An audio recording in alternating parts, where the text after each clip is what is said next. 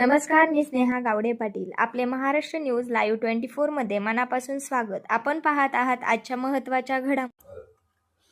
CIE automotive India limited Chakan Ambethan forging division आणि इसेप टीमच्या वतीने श्री सुनील नरकेसर CEO आणि श्री प्रदीप चौगुले HR हेड यांच्या मार्गदर्शनाखाली दिनांक 10/5/2026 रोजी कृषिकांत आदिवासी शिक्षण संस्था कुरवंडी येथे श्रीमती सविता मते निराधार मुलींचे आश्रम तालुका आंबेगाव जिल्हा पुणे या ठिकाणी किराणा किट वाटप करण्यात आले.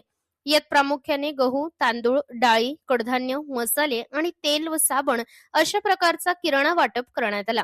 किराणा वाटप करत असताना खूप मनाला आनंद होत होता, कारण आपण समाजासाठी काहीतरी करतोय, निराधार मुलांना आपण मदत करतो आणि मुलांच्या चेहऱ्यावरचा आनंद पाहून मनाला खूप समाधान वाटलं. इसेप टीम गेली 15 ते 20 वर्ष आदिवासी, गोरगरीब, अतिदुर्गम भागात काहीतरी करत आहोत आणि केलेच पाहिजे याचा सार्थ अभिमान आहे. इसेप टीमच्या वतीने वृक्षारोपण, शाळेला मदत व उपक्रम राबवण्यात येतात. यावेळी खालील प्रमाणे मान्यवर उपस्थित होते: श्री अनिल कालासकर, श्री शिवाजी कारले, श्री एकनाथ मोरे, श्री योगेश चिखले, श्री संजय मानकर, श्री रमेश होले, श्री जालिंदर एरंडे. त्याचप्रमाणे कृषिकांत आदिवासी शिक्षण संस्था संस्थापक श्रीमती सविता मते यांनी आभार मानले आणि कंपनीची भरभराटी हो असे आशीर्वाद दिले.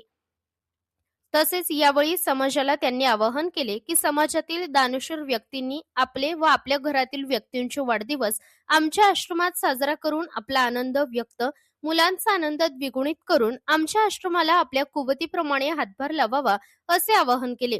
या बातमीचा आढावा घेतला आहे आमचे महाराष्ट्र न्यूज लाईव्ह 24 चे संपादक मनोहर गोरगल्ले यांनी. धन्यवाद. आम्ही काम करतोय.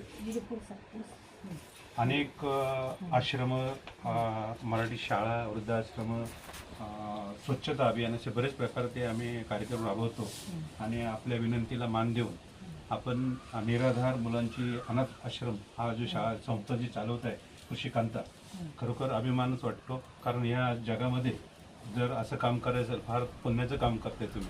आपल्या रिक्वेस्ट म्हणजे आपण जी रिक्वायरमेंट केली होती किराणा मालाची, आज तो आपल्या समोर दिसतोय, तर त्याप्रमाणे आम्ही या ठिकाणी आपल्याला किराणा सूचित करतोय. परंतु हा किराणा दिल्यानंतर आपल्याला कसं वाटतंय आणि आपलं काय मनोगत आहे? पहिल्यांदा मी तुमचे आभार मानते, कारण सगळ्या गोष्टी माणसाला उपलब्ध करता येतात. मुलांना पोटात घालायला काहीतरी आहार पाहिजे आणि तोच उपलब्ध करता येत नाही. शासनाची कुठल्याही प्रकारची आम्हाला कुठलेही अनुदान किंवा काही मदत नाही आहे. हे केवळ तुमच्या आमच्या संपर्काच्या माध्यमातून हे जो मुलांना आहाराचा हा उपक्रम आहे हा कुठेतरी मी देणगीच्या स्वरूपात गोळा करत असते. आणि माझ्या विनंतीला मान देऊन तुम्ही आमच्या मुलांकरता एवढं सगळं इथपर्यंत किराण्याच्या मार्फत आम्हाला जो पुरवठा केला त्याबद्दल मी तुमच्या मनापासून खूप आभारी आहे आणि त्याच्याबद्दल मी तुमचे खूप खूप आभार मानते. धन्यवाद. पण आणि ह्या सगळ्या याच्यामुळेच मी आज या मुलांचं पालनपोषण करू शकते.